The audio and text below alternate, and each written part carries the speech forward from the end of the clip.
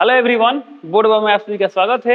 हम संदीप गुप्ता और आप हमारे प्यारे प्यारे विद्यार्थीगण। तो आज की इस क्लास में हम सभी 12th फिजिक्स का एक बहुत ही महत्वपूर्ण चैप्टर जिसका नाम है किरण प्रकाशिकी, इसे इंग्लिश में क्या बोलते हैं लोग? रे ऑप्टिक्स बोलते हैं। तो आज हम सभी रे ऑप्टिक्स से संबंधित कुछ वीवीआई ऑब्जेक्टिव क्वेश्चन डिस्कस करने वाले हैं। तो आज की इस लेक्चर में पार्ट 1 में हम लोग टोटल कितना ऑब्जेक्टिव क्वेश्चन डिस्कस करेंगे लोग? तो 14 और प्लस 25। इसका मतलब क्या होता है? जो 14 क्वेश्चन होगा ना, ये बेसिक परावर्तन और अपवर्तन से क्वेश्चन से, और ये जो 25 क्वेश्चन होंगे ये गोलीय सतह द्वारा अपवर्तन से रिलेटेड क्वेश्चन होंगे। तो चलिए आज से क्लास शुरू करते हैं। जैसा कि आप देख पा रहे हैं, क्वेश्चन नंबर 1 लिखा गया है, वस्तु से बड़ा आभासी प्रतिबिंब निम्नलिखित में किस दर्पण से प्राप्त होता है? अब वस्तु से बड़ा भी और आभासी होता है, किस दर्पण द्वारा वस्तु से बड़ा प्रतिबिंब बन सकता है? तो मात्र अवतल दर्पण होता है। ऑप्शन नंबर क्या होगा? सी। ऑप्शन नंबर सी टिक। ओके, पहला दिया समतल, तो हम जानते हैं समतल में हमेशा वस्तु के बराबर प्रतिबिंब बनता है। बी दिया उतल, तो उतल में वस्तु छोटा प्रतिबिंब बनता है। और सी दिया है अवतल, तो क्या होगा इसमें? ऑप्शन नंबर सी होगा, यानी अवतल होगा। अगला सवाल दिया है, किसी गोलीय दर्पण को पानी में डुबा देने पर उसकी फोकस दूरी क्या होगी? अब गोलीय दर्पण है तो दर्पण की फोकस दूरी किस पर डिपेंड करती है? तो उसकी वक्रता त्रिज्या पर डिपेंड करती है। अब वक्रता त्रिज्या पानी में डाले या कहीं डाले चेंज होगा? नहीं ना होगा। तो जब वक्रता त्रिज्या से चेंज नहीं होगा तो इसका फोकस दूरी भी चेंज नहीं होगा। तो इसका ऑप्शन नंबर क्या होगा? तो ऑप्शन ए दिया है घटती है, बी दिया है बढ़ती है, सी दिया है समान रहती है। ऑप्शन नंबर क्या होगा? सी। तो ध्यान देंगे, सवाल में दिया किसी गोलीय दर्पण को पानी में डुबा देने पर फोकस दूरी क्या होती है? ऑप्शन ए दिया घटती है, बी दिया बढ़ती है, सी दिया समान रहती है। तो क्या होगा? ऑप्शन नंबर सी होगा। यही सवाल में होता है लेंस, तो लेंस रहता है ना तो फोकस दूरी चेंज हो जाता है। तो कैसे चेंज होता है वो आपको अभी कुछ देर बाद मिलेगा। चलिए अगला क्वेश्चन दिया यहाँ पर, कांच की किसी पट्टिका पर प्रकाश किरण 60 डिग्री के आपतन कोण पर आपतित होती है। यदि परावर्तित एवं अपवर्तित किरणें परस्पर लंबवत हो तो कांच का अपवर्तनांक क्या होगा? ध्यान से देखिए। चलिए सवाल में क्या दिया है? कांच की किसी पट्टिका पर, तो मान लीजिए कांच की पट्टिका है। ओके, बोला गया प्रकाश किरण 60 डिग्री के आपतन कोण पर, मान लीजिए यहाँ प्रकाश किरण आपतित हो रहा है, कितना डिग्री आपतन कोण पर? 60 डिग्री। तो ये वाला कोण दिया है कितना डिग्री? 60 डिग्री। बोल रहा है इसमें यदि परावर्तित और अपवर्तित किरणें, परावर्तित किरण इधर आएगा और अपवर्तित किरण इधर आएगा, तो परावर्तित किरण और अपवर्तित किरण क्या है? परस्पर लंबवत हो, यानी दोनों के बीच कोण कितना है? 90 डिग्री। ओके, सवाल में क्या दिया है? परावर्तित किरण और अपवर्तित किरण क्या है? लंबवत है। तो क्या बोला कि कांच का अपवर्तनांक क्या होगा? इसका अपवर्तनांक निकालना है, म्यू का मान निकालना। ओके, देखिए इसको दो तरीके से निकाल सकते हैं। यदि आप पढ़े हैं ब्रूस्टर कोण के बारे में, यानी ध्रुवण कोण के बारे में पढ़े हैं लोग, ब्रूस्टर का नियम पढ़े हैं लोग, तो डायरेक्टली बन जाएगा। दूसरी चीज पढ़ोगे, क्या पढ़ोगे लोग? जब परावर्तित किरण अपवर्तित किरण क्या होते हैं? लंब होते हैं, एक दूसरे के ऊपर लंबवत होते हैं। तो वाला किस कोण की तरह काम करता है? ब्रूस्टर कोण की तरह काम, ध्रुवण कोण की तरह काम करते हैं, बोलते हैं आईपी। और आईपी का मान कितना दिया है? यहाँ पर 60 डिग्री दिया है। हमको निकालना अपवर्तनांक, तो म्यू का फॉर्मूला क्या होता है? तो ब्रूस्टर के नियम के अनुसार म्यू इक्वल टू क्या होता है? 10 आईपी। ध्यान लीजिए 10 आईपी, 10 है तो 10, आईपी का मान दिया 60 डिग्री, 60 डिग्री 10, 60 का मान कितना था? √3, तो √3, यानी ऑप्शन नंबर क्या होगा? तो ऑप्शन नंबर होगा इसका ए, तो 80 कर दो। ओके, बाय द आपको ब्रूस्टर का नियम नहीं पता है, स्नेल का नियम पता है, तब स्नेल के नियम से भी ज्ञात कर सकते हैं। कैसे? ध्यान देंगे। अब देखिए इसमें आई का मान दिया 60 डिग्री, तो आई का मान दिया 60 डिग्री, यदि हम आर का मान निकालें तो सॉल्व बन जाएगा। तो हम लोग पर्पस क्या है? आगे आर का मान ज्ञात करेंगे। कैसे ज्ञात करेंगे? ध्यान देंगे। अब ये 60 डिग्री है तो ये भी कोण कितना होगा? 60 डिग्री। क्यों 60 डिग्री होगा? तो हम जानते हैं आपतन कोण परावर्तन कोण क्या होते हैं? बराबर होते हैं। अब ये जो कोण 90 डिग्री दिया है और ये सीधा रेखा है, तो सीधा रेखा पर कोणों का जो फल क्या होता है? 180 होता है। यानी ये कोण ये कोण ये कोण जोड़ने पर 180 आएगा। जब ये 90 है, ये 60 है, तो कितना है? ये वाला आएगा 30। कितना आएगा? 30, यानी आर का मान आ चुका है 30 डिग्री। अब आई दिया है, आर दिया है, हमें म्यू निकालना है। तो स्नेल के नियम से म्यू इक्वल टू क्या होता है? साइन आई बटा साइन आर। साइन है तो साइन, आई का मान कितना दिया है? तो आई का मान दिया है 60 डिग्री, तो 60 डिग्री बटा साइन है तो साइन, आर का मान कितना दिया है? आर का मान दिया 30 डिग्री, लीजिए 30 डिग्री। साइन 60 का मान क्या होता है? √3/2, और साइन 30 का मान क्या होता है? 1/2, 2 कैंसिल, कितना गया? √3 आ गया। ऑप्शन नंबर क्या गया? डी, ए। क्या गया? ऑप्शन नंबर ए, तो 80 कर दो। ओके, चलिए चलते अगला क्वेश्चन पे। देखिए अगला क्वेश्चन नंबर 4 दिया है यहाँ पर, किस कारण से हवा का बुलबुला पानी के अंदर चमकता नजर आता है? तो हवा का बुलबुला किस रेंज चमकता नजर आता है? तो होता है पूर्ण आंतरिक परावर्तन। ठीक है, तो ऑप्शन ए दिया है परावर्तन, बी दिया अपवर्तन, सी दिया विवर्तन, ऑप्शन डी है पूर्ण परावर्तन। तो ऑप्शन नंबर क्या टिक करेंगे? डी टिक करेंगे। यानी पूर्ण परावर्तन के कारण क्या होता है? हवा का जो बुलबुला होता है पानी के अंदर क्या होता है? चमकता हुआ प्रतीत होता है। तो हवा का जो बुलबुला है पानी, तो पानी सघन माध्यम होता है, हवा का बुलबुला क्या होगा? पानी की तुलना में विरल माध्यम होगा। और जब सघन से विरल कोई प्रकाशित किरण गया और उसका आपतन कोण का मान क्या हुआ? क्रांति कोण से अधिक हो जाता है, तो क्या होता है? तो वहां पर क्या होता है? पूर्ण आंतरिक परिवर्तन होता है। इस तरह पूर्ण आंतरिक परिवर्तन होते रहता है और क्या होता है? पानी के जो बुलबुला होता है क्या होता है? पानी में चमकते रहता है। ओके, चलिए अब यहाँ क्या दिया सवाल, जब प्रकाश कांच में प्रवेश करती है तो इसका तरंग दैर्ध्य क्या होता है? चलिए थोड़ा इस सवाल पर थोड़ा इसके बारे में थोड़ा सा बता दें आपको। ध्यान देंगे, यहाँ पर बोला है हवा का बुलबुला पानी में क्या होता है। तो हवा का बुलबुला क्या है? विरल माध्यम में। पानी क्या है? सघन माध्यम। यहाँ हम बोल दिए पूर्ण आंतरिक परिवर्तन, ऑप्शन नंबर क्या कर दिए? डी कर दिए।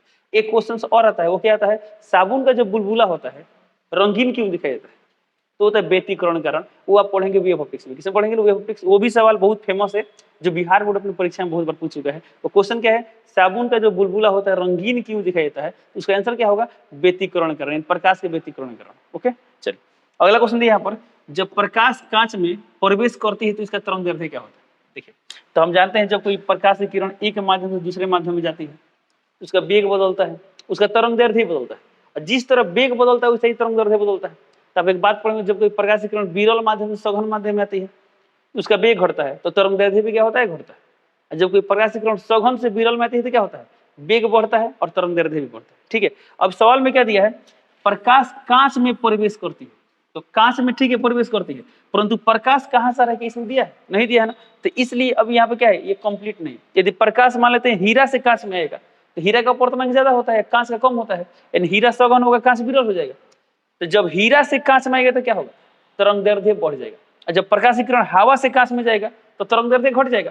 परंतु किरण कहाँ से आ रही है क्लियर नहीं किया है। ऑप्शन नहीं दिया, घटता है, बी दिया, बढ़ता है, सी दिया, अपरिवर्तित रहता है, डी दिया, आंकड़े पूर्ण नहीं है। ऑप्शन नंबर डी होगा। क्या होगा? आंकड़े पूर्ण नहीं। आंकड़ा पूर्ण कब होता है? जब यहाँ पे एक और कोई माध्यम दिया होता तब। ठीक है, तो ध्यान देंगे, यदि सवाल में रहता है जब कोई प्रकाश की किरण हवा से कांच में प्रवेश करते हैं तो तरंग दैर्ध्य क्या होता है? तो टिक करते हैं, घटता है। क्या टिक करते हैं? घटता है। रहता है हीरा से कांच में प्रवेश करती है तो क्या टिक करते हैं? बढ़ता है। परंतु इसमें क्लियर नहीं किया है कहां से प्रवेश करती है, इसलिए क्या टिक करेंगे? ऑप्शन नंबर डी टिक करेंगे, यानी आंकड़े पूर्ण नहीं। अगला क्वेश्चन दिया यहाँ पर, जल और कांच के अपवर्तनांक क्रमशः इतना और इतना। ये जल का अपवर्तनांक है, कांच का अपवर्तनांक है। देखा, हम जल को माध्यम 1 मान लेते हैं, कांच को माध्यम 2 मान लेते हैं। ओके, तो ये किसका अपवर्तनांक है? जल का, यानी μ1 दिया है। ये किसका अपवर्तनांक है? μ2 है, यानी कांच का अपवर्तनांक। तो क्या बोला गया है? जल का कांच की अपेक्षा अपवर्तनांक क्या होगा? यानी जल का अपवर्तनांक निकालना किससे सापेक्ष? कांच के सापेक्ष निकालना है। अब इसमें जल को हमने क्या माना है? माध्यम 1 माना है, यानी वो निकालना है μ1। किससे सापेक्ष निकालना है? माध्यम 2 के सापेक्ष ले देंगे μ2, यानी μ1 2 का मान निकालना है, यानी माध्यम 1 का अपवर्तनांक 2 के सापेक्ष। इसका फॉर्मूला क्या होता है? इसका फॉर्मूला होता है μ1/μ2। तो ये फॉर्मूला अप्लाई कब करते हैं? जब दोनों माध्यम में निरपेक्ष अपवर्तनांक दिया रहता है तब, और इसमें दिया भी किया है। देखिए तो μ1 का मान कितना दिया है? 4/3 ले लेंगे, 4/3 बटा μ2 का अपवर्तनांक दिया है 3/2 ले लेंगे, 3/2। जो सॉल्व करते हैं तो नीचे वाला ऊपर आएगा, तो कितना आएगा? 4 दूना 8, 3 3 9, यानी 8/9, यानी ऑप्शन नंबर क्या होगा? डी। तो डी टिक करो। ओके, चलिए चलते हैं अगला क्वेश्चन पे। अगला क्वेश्चन दिया है, किसी माध्यम में निर्वात से पूर्ण आंतरिक परावर्तन के लिए क्रांतिक कोण 30 डिग्री हो तो माध्यम में प्रकाश का वेग क्या होगा? ओके, तो सवाल में क्या दिया है? क्रांतिक कोण यानी आईसी का मान दिया है 30 डिग्री। क्रिटिकल एंगल कितना दिया है? 30 डिग्री दिया है। तो बोला उस माध्यम में प्रकाश का वेग क्या होगा? v = what? ओके, अब यदि वेग निकालना है और क्रांतिक कोण दिया तो हमें फॉर्मूला पढ़ चलो। अपवर्तनांक का फॉर्मूला क्या होता है? c/v। जहाँ c क्या है? तो c है निर्वात में प्रकाश चल, v क्या है? माध्यम में प्रकाश चल। यानी सवाल कब बनेगा? जब हमको म्यू का मान पता हो तो सवाल बनेगा, नहीं तो सवाल नहीं बनेगा। तो इसमें कहीं म्यू दिया है? नहीं दिया है ना। तो जब म्यू का मान नहीं दिया तो म्यू हम निकाल लेंगे। कैसे निकालेंगे लोग? तो पढ़े चलो, जब क्रांतिक कोण दिया है तो हम अपवर्तनांक निकाल सकते हैं। कैसे? तो म्यू निकालने का एक और फॉर्मूला होता है, क्या होता है? 1/sin IC, जहाँ IC क्या है? क्रांतिक कोण। ओके, तो जब माध्यम का क्रांतिक कोण दिया रहेगा तो माध्यम का अपवर्तनांक का फॉर्मूला क्या होता है? म्यू = होता है 1/sin IC। अब इसको सॉल्व करते हैं लोग, तो c का वैल्यू कितना होता है? 3 × 10⁸ बटा v, तो v निकालना है तो v रहेगा यहाँ पर 1/sin IC। तो साइन है तो साइन, IC का वैल्यू कितना दिया है? 30 डिग्री, नहीं देंगे 30 डिग्री। ओके, चलिए क्रॉस मल्टीप्लाई करते हैं, तो v × 1 क्या हो जाएगा? v हो जाएगा, और यहाँ कितना है? 3 × 10⁸ इंटू साइन 30, यहाँ लिख देंगे साइन 30 डिग्री। ये कितना गया? 3 × 10⁸, और साइन 30 का मान होता है 1/2, तो 1/2, तो 3/2 कितना हो जाएगा? 1.5 × 10⁸ मीटर पर सेकेंड। ये कहीं दिया, तो 1.5 × 10⁸, यानी ऑप्शन नंबर क्या होगा? ए, 80 कर। ओके, चलिए चलते हैं अगला क्वेश्चन। अगला क्वेश्चन दिया है, एक अवतल दर्पण की फोकस दूरी 20 सेंटीमीटर। चलिए इसको हटाते हैं।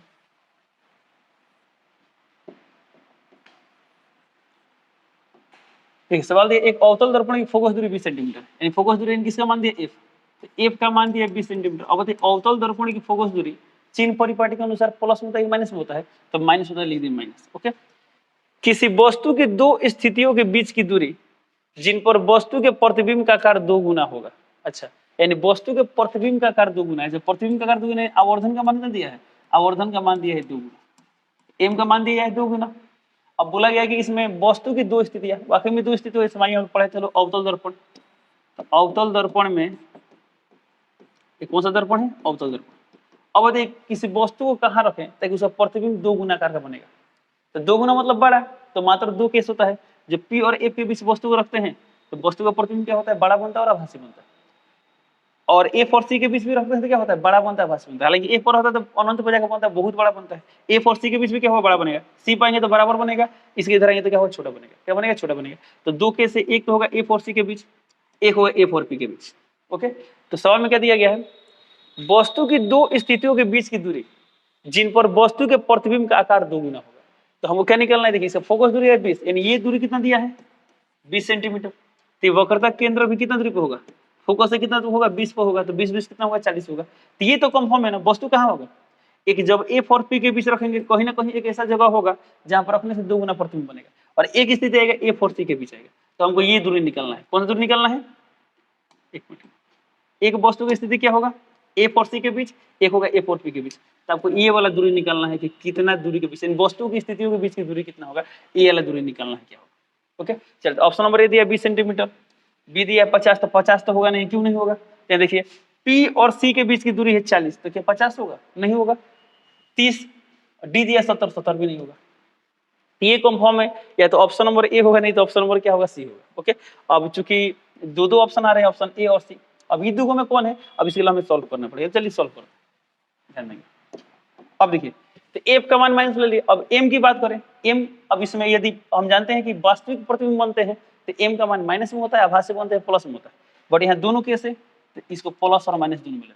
ठीक है, तो क्या निकालना है, दोनों स्थितियों के बीच निकालनी है हमको, यू का मान निकालना है, यू का मान निकालना है। इसमें 2 केस है, एक लेके चलेंगे जब क्या बोलते हैं, प्रतिबिंब आभासी हो, तो जब प्रतिबिंब आभासी होगा, आभासी के केस में एम का मान कितना लेंगे, 2 लेंगे। एफ जो है वो रहेगा -20, और क्या दिया यहाँ पर, एम आ गया, एफ आ गया, हमको यू निकालना है। क्या निकालना, यू निकालना। देख इस केस में यू निकलेगा, कैसे निकालेंगे, देख पढ़े चलो फॉर्मूला, एम बराबर -v बटा यू। एम का मान कितना दिया है, 2, तो 2 -v बटा यू, यहाँ से हम इसको ले सकते हैं सर, 2u बराबर -v, यानी v बराबर 2u, v बराबर -2u, ये आ गया v का मान। लेकिन हमको किसका मान निकालना है, u का मान। तो पढ़े चलो दर्पण सूत्र क्या होता है, दर्पण सूत्र 1/v plus 1/u equal to 1/f। चलिए इसको सॉल्व करते हैं। 1 बटा v है तो v का मान कितना दिया है यहाँ पर, v का मान आ गया -2u, तो लिखिए -2u प्लस प्लस 1 बटा u, और f का मान दिया है -20, तो लिख देंगे 1 बटा -20। अब देखिए इसका एलसीएम कितना आएगा, 2u आएगा। इस माइनस को ऊपर भी लिख सकते हैं ना, इस माइनस को हम यहाँ पे लिख सकते हैं। तो इसका एलसीएम आ गया 2u, तो यहाँ पे आ गया -1, प्लस यहाँ कितना आ गया 2 इक्वल टू आ गया 1/-20। ये कितना गया यहाँ पर, 1 बटा 2u बराबर -1 बटा 20, तो यहाँ कितना आ गया, ये 10 आ गया, यानी u का मान आ गया -10। कितना आ गया, -10 सेंटीमीटर। तो इसका मतलब क्या हुआ, ध्रुव से कितनी दूरी पर वस्तु रखना पड़ेगा, 10 सेंटीमीटर की दूरी पर वस्तु रखना होगा। तो इस स्थिति में क्या होगा, प्रतिबिंब 2 गुना बनेगा। कितना गुना बनेगा, 2 गुना बनेगा। तो एक तो ये आ गया कितना, -10, इसका मतलब क्या हुआ, ये दर्पण था, ये P है, यहाँ F है, और यहाँ क्या है, C है, और ये दूरी कितना था, 20 था, लेकिन हमको वस्तु रखना है यहाँ पे, यानी 10 पर रखना है। एक स्थिति हम यहाँ पे मिल गया। ओके, एक स्थिति और ढूंढना है। चलिए ये ध्यान देंगे, U का मान कितना है, 10, ये कितना दूरी पर बना है, 10 सेंटीमीटर की दूरी पर बना है। एक स्थिति और ढूंढना है, कौन सा केस, तो वाला ये वाला सॉल्व करेंगे। क्या लेंगे यहाँ पर, m का मान लेंगे -2। अब बताइए यदि वास्तविक केस में क्या होगा, अभी आभासी को हटाते हैं, क्या लेते हैं यहाँ पर, वास्तविक। तो वास्तविक के केस में क्या होगा, m का मान -2 लेंगे, तो m का मान -2 तो -2 आ गया, माइनस माइनस कैंसिल होगा, तो v का मान आएगा 2u, v का मान कितना आ जाएगा, 2u आ जाएगा। अब इसके वैल्यू को यहाँ पुट करेंगे तो ये कितना आएगा, यहाँ पर यहाँ 2u रहेगा, इसका एलसीएम आएगा 2u, यहाँ कितना आ जाएगा 1 + 2। ऐसे सॉल्व करते हैं, ये कितना आ गया, 3 ये कैंसिल करते हैं, यहाँ पर 10 आ गया, 3/u equal to -1/10। Cross multiply करके कितना है, 10 33, यानी u का मान आ गया -30। कितना गया, -30। तो एक आएगा यहाँ पर f है, इधर का c होगा, तो यहाँ से 30 कितना दूरी पर है, 30। अब तो यहाँ से 30 की दूरी पाया कि 10 की दूरी पाया, तो 30 और 10 के बीच की दूरी कितना है, 20 सेंटीमीटर, यानी ऑप्शन नंबर क्या होगा, ए। 80 कर देंगे, क्या टिक करेंगे, ऑप्शन नंबर 80। ओके, चलिए इसको कैंसिल करते हैं।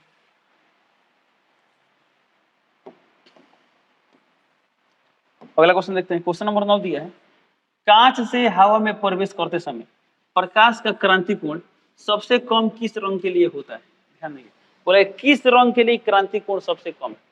अब क्रांति कोण का बात की है तो क्रांति कोण से रिलेटेड कोई आपको फॉर्मूला याद होना चाहिए। तो हम लोग फॉर्मूला पढ़े लोग, किसी माध्यम का अपवर्तनांक म्यू इक्वल टू क्या होता है 1/sin IC। ओके, अब क्या बोले क्रांति कोण सबसे कम किस रंग के लिए। अच्छा बताइए, ऐसा बताइए साइन में यदि हम इसका मान कम करें, आईसी का मान क्या करें कम करें, तो इस पूरा का मान क्या होगा कम होगा। क्यों कम होगा, तो आप लोग एक बात पढ़ोगे लोग, साइन थीटा में जब थीटा के मान को घटाते हैं तो पूरा ओवरऑल मान क्या होता है घटता है, जब थीटा का मान को बढ़ाते हैं तो पूरा ओवरऑल मान क्या होता है बढ़ता है। कैसे, तो मानिए थीटा का मान लेते हैं 0 डिग्री, तो साइन 0 का मान आता है 0। अब 0 से बढ़ा दे 30 कर दे तो साइन 30 का मान आता है 1/2। तो हम क्या देख रहे हैं कोण बढ़ा रहे हैं तो इसका वैल्यू बढ़ रहा है, और जब कोण घटाएंगे तो क्या होगा घटेगा, सिंपल सी बात। अब देखिए तो क्या बोला किसके लिए एक मिनट, क्रांति कोण सबसे कम किस रंग के लिए होगा। ओके, अब बताइए तो जब आईसी कम होगा तो पूरा ओवरऑल क्या होगा कम होगा, ओवरऑल क्या होगा ये कम होगा। तो जब इन सब का मान कम, इन सब का मान क्या होगा कम, तो इसका मान क्या होगा अधिक। सिंपल है, क्योंकि म्यू का मान क्या है साइन आईसी के व्युत्क्रम अनुपाती है। तो जब इसका मान कम तो इसका मान क्या होगा अधिक, क्योंकि इसके व्युत्क्रम के बराबर है। तो जब ये कम तो ये अधिक। अब हमको ये पता करना है, हम उस सवाल में क्या पूछा गया है किसका क्रांति कोण कम है। ओके, क्रांति कोण सबसे कम किस रंग के लिए, तो हम ये पता कर ले किस रंग का अपवर्तनांक सबसे अधिक होता है, तो आंसर आ जाएगा, क्योंकि जिसका अपवर्तनांक अधिक उसका क्रांति कोण क्या होगा कम होगा। इस कॉन्सेप्ट को ध्यान रखेंगे, जिसका अपवर्तनांक अधिक उसका क्रांति कोण क्या होगा कम होगा। तो किस रंग का अपवर्तनांक अधिक होगा, तब ऐसे बॉन्ड पीछे पढ़ोगे लोग, जब कोई श्वेत प्रकाश की किरण जाती है तो क्या होता है 7 रंगों में बढ़ जाता है, पड़ता है ना 7 रंग में। तो सबसे अधिक अपवर्तन किसका होता है बैगनी का होता है। किसका होता है बैगनी का होता है, सबसे अधिक बैगनी ना मुड़ता है। तो जब बैगनी का अपवर्तनांक अधिक है तो किसका क्रांति कोण कम होगा, बैगनी का क्रांति कोण कम होगा, क्योंकि जिसका अपवर्तनांक अधिक उसका क्रांति कोण कम। तो सवाल में बोला गया है क्रांति कोण सबसे कम किस रंग के लिए, तो सबसे कम क्रांति कोण किसके लिए होगा, वो होगा बैगनी रंग के लिए। ऑप्शन नंबर क्या होगा डी या डी टी, क्या टिक करेंगे option number D T. Okay, चलिए अगला क्वेश्चन दिया है, पूर्ण आंतरिक परावर्तन की स्थिति में परावर्तन गुणांक का मान होगा। अब ये परावर्तन गुणांक क्या होता है, तो जब भी परावर्तन होता है, समझिए ये कोई सतह है, ठीक है, यहाँ मान लीजिए कोई दर्पण है, यहाँ प्रकाश से किरण आया और टकरा के इधर गया, यानी परावर्तन हो गया। तो ये जो आपतित प्रकाश है क्या 100% परावर्तित होता है, नहीं होता है, कुछ मान क्या होता है इसमें अवशोषित हो जाता है। मान लीजिए सपोज यहाँ कोई कांच का एक टुकड़ा ले लें, दर्पण ही लेते हैं, या कहीं हम देखते हैं पानी की सतह में, जब हम पानी में देखते हैं तो क्या होता है अपना भी चेहरा दिखाई देता है और पानी के नीचे जो सतह होता है वो भी दिखाई देता है, ठीक है। यानी जब कोई प्रकाश की किरण ऐसा है तो क्या होगा कुछ किरण इधर आ जाता है, यानी अपवर्तन होता है, और कुछ किरण इधर निकल जाता है, यानी परावर्तन हो जाता है। तो क्या बोला गया है परावर्तन गुणांक की बात की। परावर्तन गुणांक क्या होता है, तो ये जो आपतित प्रकाश की कुछ ना कुछ तीव्रता होगा, परावर्तित प्रकाश की भी तीव्रता होगा। तो आप परावर्तन गुणांक का फॉर्मूला होता है परावर्तित प्रकाश की तीव्रता यानी आई ऑफ परावर्तन बटा आपतित प्रकाश की तीव्रता आई ऑफ आपतन, यानी परावर्तित प्रकाश की तीव्रता और आपतित प्रकाश की तीव्रता के अनुपात को हम लोग क्या बोलते हैं परावर्तन गुणांक होता है। क्या कहते हैं परावर्तन गुणांक। जिस सतह से प्रकाश का परावर्तन बेहतर होता है उसके लिए परावर्तन गुणांक का मान क्या होता है अधिक होता है। जिससे प्रकाश का परावर्तन उतना बेहतर नहीं होता है, परावर्तन गुणांक क्या होता है कम होता है। अब आते हैं सवाल पे। सवाल बोले पूर्ण आंतरिक परावर्तन की स्थिति में, तो हम जानते हैं जब पूर्ण आंतरिक परावर्तन होता है तो क्या होता है 100% परावर्तन होता है, यानी क्या होगा परावर्तित प्रकाश की तीव्रता और आपतित प्रकाश की तीव्रता दोनों का मान क्या होगा बराबर होगा। जब दोनों का मान बराबर है तो आई ऑफ रिफ्लेक्शन यानी क्या बोलते हैं परावर्तित प्रकाश की तीव्रता बटा आपतित प्रकाश की तीव्रता, जब दोनों का मान सेम है तो कैंसिल हो कितना आएगा 1 आएगा। 1 यानी ऑप्शन नंबर क्या होगा बी, तो बी टिक कर दो। टिक करेंगे ऑप्शन नंबर बी टिक कर दो। अगला सवाल यहाँ पर एक उत्तल दर्पण की फोकस दूरी 10 सेंटीमीटर है, तो बताइए निम्नलिखित में कौन सही है। ओके, ऑप्शन ए दिए 20 सेंटीमीटर पर रखी एक वस्तु का प्रतिबिंब भी 20 सेंटीमीटर पर ही बनेगा। ये ऑप्शन नंबर ए गलत है। क्यों गलत है, तो उत्तल दर्पण में क्या होता है ना, जो हम वस्तु रखते हैं वस्तु कहीं भी रखें प्रतिबिंब हमेशा ध्रुव और फोकस के बीच बनता है। इसे उत्तल दर्पण है, उत्तल दर्पण है, ये पी है, यहाँ एफ है और यहाँ क्या है सी है। ओके, अब वस्तु मान लेते हैं अनंत पर रखते हैं, तो अनंत पर रखते हैं तो कहाँ बनता है फोकस पर बनता है प्रतिबिंब। अब इधर यदि हम वस्तु को इधर लाएंगे मान यहाँ पर लाएंगे तो प्रतिबिंब क्या होगा फोकस इधर शिफ्ट होगा।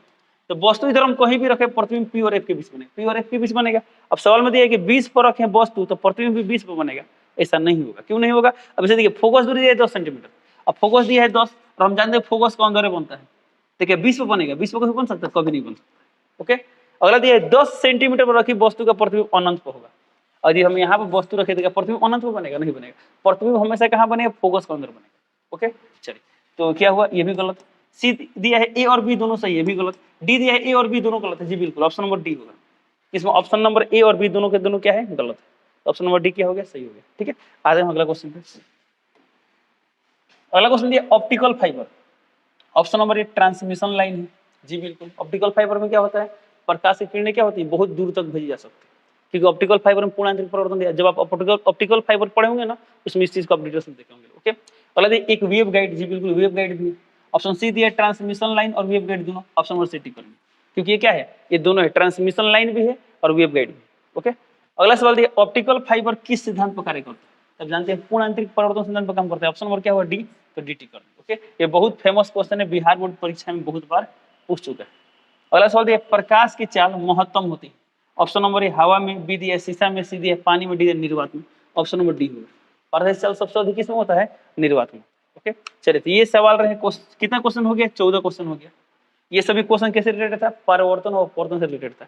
अब हम लोग पढ़ेंगे गोलीय सतह द्वारा अपवर्तन से रिलेटेड कुछ ऑब्जेक्टिव क्वेश्चंस देखेंगे। ठीक है, चलिए सवाल नंबर 1 दिया है, पानी में हवा का एक द्विउत्तल बुलबुला इस प्रकार व्यवहार करेगा। चलिए बता दें, इस टाइप के क्वेश्चन बहुत सारे एग्जाम पूछे जाते हैं। ठीक है, सबसे आगे इसका कॉन्सेप्ट समझ लेते हैं, तब क्वेश्चन पे आते हैं। ऐसा मान लीजिए यहाँ पे एक उत्तल लेंस है, क्या है, उत्तल लेंस है। उत्तल लेंस का काम क्या होता है, आपतित प्रकाश की किरणों को अभिसरित करता है। क्या करता है, अभिसरित करता है। अभी यदि अधिक अभिसरित करेगा तो क्षमता ज्यादा है, और कम करेगा तो क्या होगा, क्षमता कम है। यदि मान लेते अभिसरित नहीं किया, सीधे भेज दिया, तो सीधे भेज दिया क्या, उत्तल की तरह व्यवहार नहीं कर रहा है, एक आयताकार स्लैब की तरह व्यवहार कर रहा है। अब मान इसको अपसरित कर देते, क्या हुआ, अवतल की तरह व्यवहार कर रहा है। अब ये जो लेंस है ना, उत्तल लेंस है, मानते हैं बनावट से क्या है, उत्तल लेंस है, परंतु ये कैसा बिहेव करेगा, ये डिपेंड करता है किरणों को कैसे मोड़ता है, किरणों कैसे मुड़ता है। और आपको बता दें, ये जो लेंस है, ये लेंस कैसा बिहेव करेगा, इस बात पर डिपेंड करता है ये जो लेंस है किस माध्यम में रखा गया, किस माध्यम में रखा गया। तो एक काम करते हैं, इस लेंस की अपवर्तनांक मान लेते हैं क्या है, 1.5, यानी कांच का, क्या है, कांच का। ठीक है, अब ये जो 1.5 का लेंस है, हवा में रखेंगे, उत्तल लेंस है तो उत्तल लेंस की तरह ही बिहेव करेगा। क्यों, क्योंकि जो हवा है उसका अपवर्तनांक क्या है, तो हवा का अपवर्तनांक लगभग 1, कितना मान सकते हैं, 1 मान सकते हैं।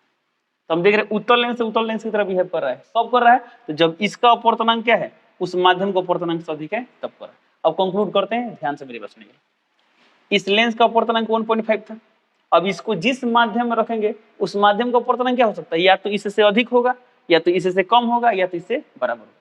तो बाय द वे मान लीजिए यहाँ पे एक मीडियम है, एक माध्यम है, मान लीजिए कोई द्रव है, क्या है, द्रव है, इस द्रव का अपवर्तनांक दिया है, इससे अधिक मान लेते हैं 2 दिया है, क्या दिया है, 2।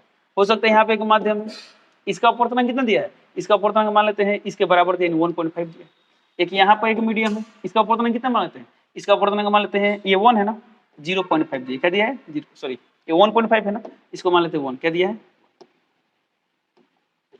ठीक है, इसको लेते हैं। अब ध्यान देंगे, यह उत्तल लेंस था, इसका अपवर्तनांक कितना था, 1.5 था। अब ये उत्तल लेंस किसी अन्य माध्यम में कैसा व्यवहार करेगा, इस बात को समझते हैं। तो यदि इस लेंस को मान लेता हम यहाँ पर लेकर आए, कहाँ पर लेकर आए, यहाँ पर, तो अब कैसा व्यवहार करेगा। इस लेंस को यहाँ पर लेकर आए, तो अब कैसा व्यवहार करेगा। इस लेंस को यहाँ पर लेकर आए, तब कैसे व्यवहार करेगा, ध्यान देंगे। अब देखिए, जिस लेंस को लेकर आए थे, इसका अपवर्तनांक कितना था, इसका अपवर्तनांक था 1.5, इसका अपवर्तनांक कितना था 1.5, इसका अपवर्तनांक था 1.5। तो इस लेंस का अपवर्तनांक 1.5 था, तो ये 1.5 है, इसका अपवर्तनांक ना माध्यम से यदि अधिक हुआ तो जैसा था वैसा बिहेव करेगा। लेकिन इसका अपवर्तनांक इससे अधिक है, नहीं ना है, कम नहीं है, यानी इस लेंस का अपवर्तनांक क्या हुआ, कम हो गया। कम हो तो क्या, उसका नेचर पूरा चेंज हो जाएगा, उल्टा हो जाएगा।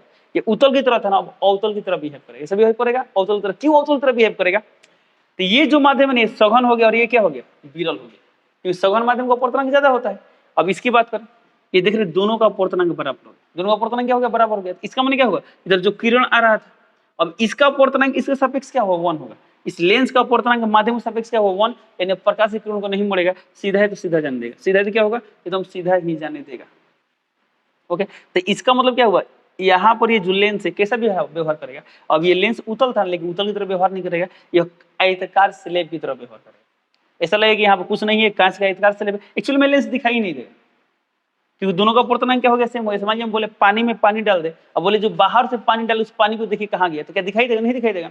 हालांकि आप जब एनसीईआरटी किताब पढ़ेंगे ना तो उसमें एक्सरसाइज में लिखा गया है, एक जादूगर आता है और क्या होता है, एक द्रव में एक पदार्थ डाल देता है और पदार्थ डालते ही गायब हो जाता है। बताइए ऐसा क्यों होता है? तो सिंपल सी बात है, जो पदार्थ डाला जाता है ना उसका अपर्तनांक उस द्रव के अपर्तनांक के बराबर होता है, और जब समान अपर्तनांक वाले पदार्थ को उसमें डालेंगे तो क्या होगा, दोनों का अपर्तनांक सेम है तो कोई दिखाई नहीं देगा। क्यों नहीं दिखाई देगा, कि दोनों का अपर्तनांक क्या है, सेम। ठीक है, अब देखिए तो जो लेंस इसमें डाल दिए उस लेंस का अपर्तनांक यदि अधिक रहेगा तो जैसा है वैसा व्यवहार करेगा। देखिए इसका अपर्तनांक अधिक है, नहीं कम है, तो कम है तो ये यहाँ पर क्या था, ये उत्तल था ना, उत्तल, बट यहाँ पर कैसा व्यवहार करेगा, अवतल की तरह व्यवहार करेगा। दोनों बराबर हो गया ना, तो यहाँ आयताकार स्लेब की तरह व्यवहार करेगा।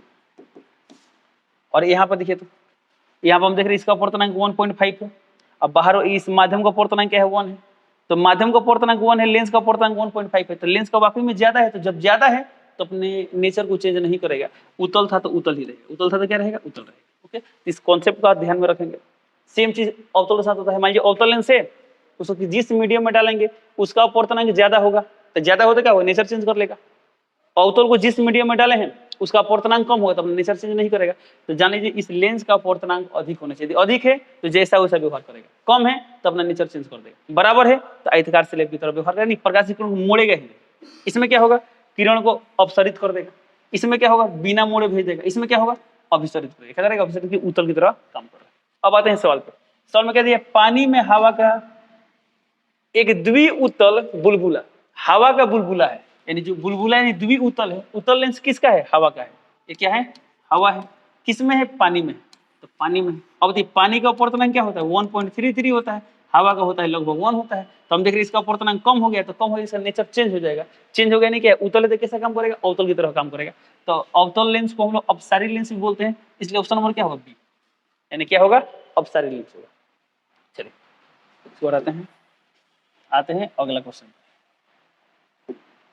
देखिए अगला क्वेश्चन दिया है, एक द्विउतल लेंस की वक्रता त्रिज्या 10 सेंटीमीटर और 15 सेंटीमीटर, यदि इसके पदार्थ का अपर्तनांक 1.5 हो तो फोकस दूरी क्या होगा।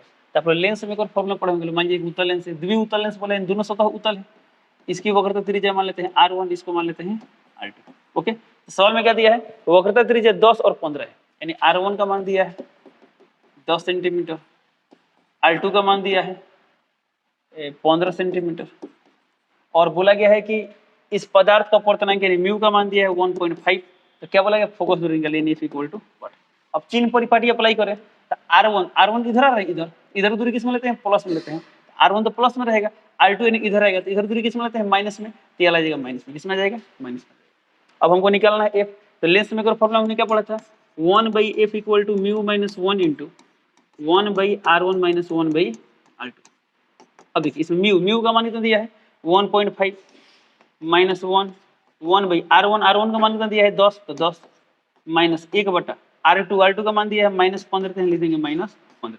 अब इसी को सॉल्व करते हैं, तो 1/f का मान कितना आ गया, 1.5 माइनस 1 कितना आ गया 0.5, तो 0.5 इंटू यहाँ कितना आ गया 1/10, तो 1/10, ये माइनस माइनस प्लस 1/15, तो इसको सॉल्व करते हैं, कितना आ गया 0.5 इंटू इसका एलसीएम कितना आएगा 30 आएगा, 10 3 30 और 15 2 30, ये आ गया 0.5 इंटू ये कितना आ गया 3 2 5 और बटे यहाँ कितना आ गया 30 आ गया, कितना आ गया 30 आ गया, तो कितना जाएगा 5 5 25, यानी इसको लिख सकते हैं 5/10 गुणे 5/30, ये कितना गया 5 दूना 10 5 6 30, यानी 1/6, 1/6 ये किसका मान आ गया 1/f का मान आ गया, तो f का मान कितना आ गया 6 सेंटीमीटर, कहीं दिया 6 centimetre.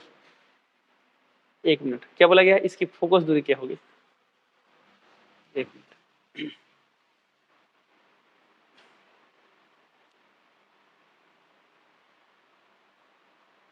One by two, sorry यहाँ पे मिस्टेक हुआ है, एक मिनट, यहाँ कितना आएगा यहाँ पर, ये तो ये 6 दूना कितना होगा 12 होगा ना, तो यहाँ पे 1/f का मान कितना है 1/12, यानी f का मान कितना है 12 सेंटीमीटर, यानी ऑप्शन नंबर क्या होगा, इसका होगा ऑप्शन नंबर ए, तो 80 करेंगे, क्या करेंगे ऑप्शन नंबर 80 करेंगे। ओके चलिए चलते हैं अगला क्वेश्चन पे।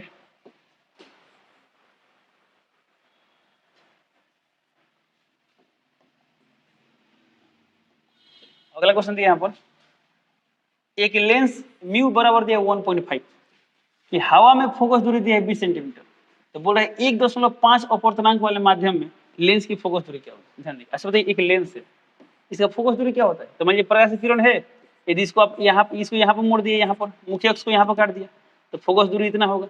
यदि यहाँ पर काट दिया तो फोकस दूरी इतना होगा। तो यदि ज्यादा अपवर्तित करेगा तो फोकस दूरी कम होगा, और कम अपवर्तित करेगा तो फोकस दूरी क्या हो, ज्यादा होगा। अब मान लीजिए हम सीधे निकल गया तो फोकस दूरी कितना अनंत होगा, कि उसको मुख्य अक्ष को काटेगा ही नहीं। तो नहीं काटेगा तो हम कितना मान लेंगे, अनंत मान लेंगे। क्या मान लेंगे, अनंत। अब चलिए इस चीज को हम दो तरीके से बताते हैं, एक विजुअलाइज से, मतलब सोच के कैसे बताएंगे, एक फॉर्मूला से कैसे बताएंगे। ठीक है, तो सवाल क्या दिया है, एक लेंस का अपवर्तनांक 1.5 है, किसमें, हवा में, और हवा में फोकस दूरी कितना दिया, 20 सेंटीमीटर। एक लेंस का अपवर्तनांक 1.5 है और हवा में फोकस दूरी दिया 20 सेंटीमीटर। तो बोल रहा है 1.5 अपवर्तनांक वाले माध्यम में उस लेंस की फोकस दूरी क्या होगी। अब देखिए 1.5 अपवर्तनांक था लेंस का, और जिस माध्यम में रख रहे हैं उस माध्यम का भी अपवर्तनांक क्या है, 1.5 है। तो समान अपवर्तनांक वाले माध्यम में रखने पर वो लेंस कैसा बिहेव करेगा, वो लेंस आयताकार स्लेब की तरह बिहेव करेगा, और जब किरण भेजेंगे तो इसको बिना मोड़े भेज देगा, सीधा भेज देगा। तो सीधा भेज रहा है तो इसका फोकस दूरी कितना हो जाएगा, अनंत हो जाएगा। क्या हो जाएगा, अनंत। यानी ऑप्शन नंबर क्या होगा, डी। तो डी टी कर देंगे। ओके, चलिए बट इसको फॉर्मूला से बनाते हैं, ध्यान देंगे। तो क्या बोला गया है, इसमें बोला गया है लेंस का अपवर्तनांक दिया था 1.5, किसमें, हवा में। इसको मान लेते हैं 1, क्या मान लेते हैं, μ1 मान लेते हैं। अब बोल रहा है कि हवा में फोकस दूरी दिया है 20 सेंटीमीटर। ओके, तो एफ का मान दिया है 20 सेंटीमीटर, किसमें है, हवा में है। तो बोल रहा है 1.5 अपवर्तनांक वाले माध्यम में लेंस की फोकस दूरी क्या होगी। ओके, अब देखो लेंस की फोकस दूरी, तो लेंस में अगर फॉर्मूला 1/f इक्वल टू क्या पढ़े थे लोग, mu minus 1 1/r1 minus 1/r2। अब तो गौर करेंगे, ये जो म्यू निकालना है किसका अपवर्तनांक निकालना है, लेंस का अपवर्तनांक निकालना है, किसके सापेक्ष, जिस माध्यम में रख रहे हैं उसके सापेक्ष। ये जो यहाँ पर एफ का मान 20 सेंटीमीटर, पता है कहाँ से आया होगा, जब इस म्यू का मान लिए होंगे 1.5, जो 1.5 क्या है, हवा के सापेक्ष। ठीक है, हवा में ना 1.5 दिया है। अब बोल रहा है कि इसको जब 1.5 अपवर्तनांक में रखेंगे तो सिंपल सी बात है, यानी यहाँ पर क्या करना है, लेंस का अपवर्तनांक निकालना है। किसका निकालना है, लेंस का अपवर्तनांक निकालना है, किसके सापेक्ष, उस माध्यम के सापेक्ष। इस माध्यम को मान लेते हैं म्यू, क्या मान लेते हैं, μ2, यानी 2 के सापेक्ष। तो जानिए किसी भी लेंस की फोकस दूरी निकालना है ना, तो जिस माध्यम में रखेंगे ना उसी माध्यम के सापेक्ष उस लेंस का यहाँ पर क्या करेंगे, अपवर्तनांक निकालेंगे।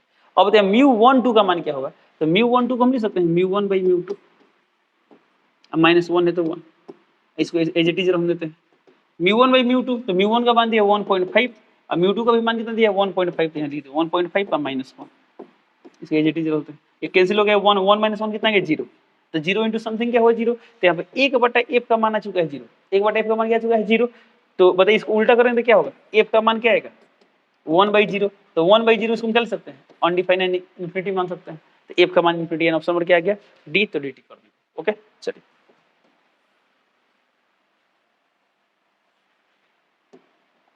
चलते हैं अगला क्वेश्चन पे। अगला क्वेश्चन क्या दिया है, एक उभय उत्तल लेंस के पदार्थ का अपवर्तनांक 1.5 है। एक उभय उत्तल लेंस का अपवर्तनांक कितना है, 1.5 है। इसकी फोकस दूरी के मान क्या होगा यदि प्रत्येक तल की वक्रता त्रिज्या 20 सेंटीमीटर। ध्यान देंगे, एक उभय उत्तल लेंस यानी ऐसा कुछ है, इसका वक्रता त्रिज्या यानी r1 का मान भी दिया है 20 सेंटीमीटर और r2 का मान दिया है 20 सेंटीमीटर,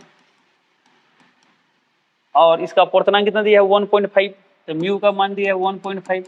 क्या बोला गया है, इसमें बोला गया फोकस दूरी क्या होगा, फोकस दूरी क्या होगा, यानी एफ का मान निकालना है क्या। अब बताइए इसका चिन्ह परिपाटी के अनुसार मान किस में लेंगे, प्लस में लेंगे, इसका मान किस में लेंगे, माइनस में लिख देते हैं, माइनस क्या लिखते हैं, यहाँ पर माइनस लगाते हैं। फॉर्मूला क्या होता है, 1/f equal to mu minus 1 into 1/r1 minus 1/r2।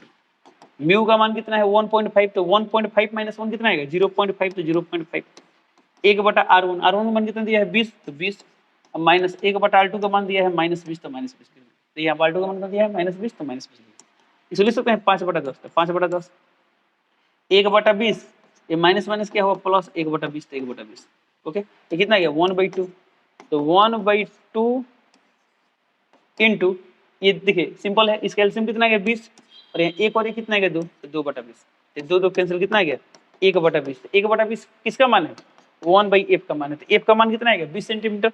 In option number क्या होगा, ऑप्शन नंबर सी, तो सिटी करेंगे, ठीक करेंगे, ऑप्शन नंबर सी टिक कर देंगे। ओके, चलिए अगला क्वेश्चन देखते हैं क्या दिया है।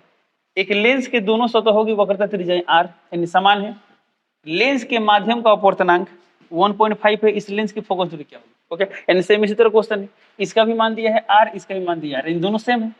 तो जब अभी भी दोनों सेम था तो हम क्या देखे, जब ये 20 था तो फोकस दूरी कितना है 20 है। तो जब ये r रहे तो फोकस दूरी कितना आएगा, आर ही आएगा। क्या आएगा, आर। बट इसमें लेंस कौन सा है, अवतल या उत्तल क्लियर नहीं किया। यदि अवतल लेंस रहता तो माइनस में आता, उत्तल लेंस होता तो प्लस में आता, तो इसलिए यहाँ पर प्लस माइनस दोनों दिया। तो देखिए, तो जब दोनों पकड़ता तो ये आर है। आप इस फॉर्मुला पर रखिए, जब इसको इसी तरह सॉल्व करेंगे ना तो एफ का मान क्या जाएगा, आर आएगी। ऑप्शन नंबर क्या टिक करेंगे, ए टिक करेंगे, टिक करेंगे, ऑप्शन नंबर ए टिक करेंगे। ओके, चलिए अब चलते हैं अगला क्वेश्चन पे। अगला क्वेश्चन दिया है, शीशे का एक द्वि उत्तल लेंस जिसका अपवर्तनांक है μ1 है, एक माध्यम जिसका अपवर्तनांक है μ2 है, में डाल दिया जाता है। अब प्रकाश की समांतर किरणें लेंस से अपसृत होकर निकलेंगे। अपसृत माने फैलेंगे, ध्यान देंगे। देखिए सवाल क्या दिया यहाँ पर, शीशे का एक द्वि उत्तल लेंस, ओके, द्वि उत्तल लेंस, अच्छा उत्तल लेंस होगा, सॉरी उत्तल लेंस, इसका अपवर्तनांक कितना दिया, μ1 दिया है, μ1 दिया है।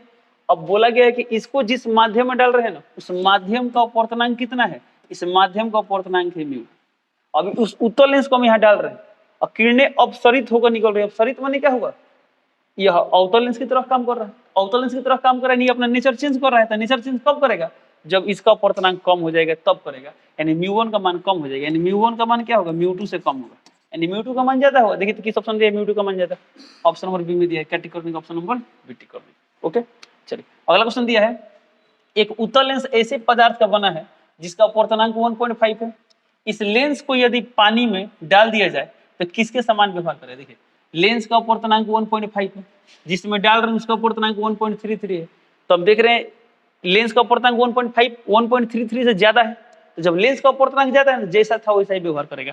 तो लेंस कैसा था, उत्तल लेंस था, तो अभी उत्तल की तरफ काम करेगा। तो ऑप्शन नंबर क्या होगा, ऑप्शन नंबर उत्तल माने क्या हुआ, अभिसारी, एक ऑप्शन नंबर ए होगा, यानी अभिसारी लेंस, उत्तल लेंस यानी अभिसारी लेंस होगा। अगला क्वेश्चन दिया, एक उत्तल लेंस अपवर्तनांक इतना है, वो पानी में डुबाया जाता है, उसकी क्षमता, ओके, क्षमता क्या होगी, बढ़ेगी कि घटेगी। तो हम जानते हैं क्षमता किस पर डिपेंड करता है, फोकस दूरी पर डिपेंड करता है। पी का फॉर्मूला क्या होता है, 1/f होता है। तो यदि फोकस दूरी बढ़ेगा तो क्षमता घटेगा, फोकस दूरी बढ़ेगा तो क्षमता घटेगा। चलिए चेक करते हैं। तो उत्तल लेंस का अपवर्तनांक 1.5 दिया है, पानी में डुबाया जाता है, उसकी क्षमता क्या होगी, अच्छा बताइए। तो इसको फॉर्मूला से भी आप सोच सकते हैं, थोड़ा कॉन्सेप्ट लेंगे तो भी सोच सकते हैं। कैसे, देखिए उत्तल लेंस था, जब हवा में था, इसका अपवर्तनांक फिलहाल कितना है, 1.5 है। हवा का अपवर्तनांक क्या होता है, 1 होता है। तो जब 1 वाले अपवर्तनांक वाले माध्यम में था तो क्या करता है, मैं यहाँ किरण गया तो यहाँ पे मोड़ देगा। तो यहाँ पे मोड़ रहा है, क्यों, इसका अपवर्तनांक क्या है, इसके सापेक्ष 1.5 कितना है, 1.5 यानी अपवर्तनांक 1.5 कम कर रहा है। तो मान लीजिए इतना मोड़ रहा है, इतना मोड़ रहा है ना। अब इसी लेंस को जब हम पानी में, किसमें डाल दिए, मान लीजिए पानी में डाल दिए।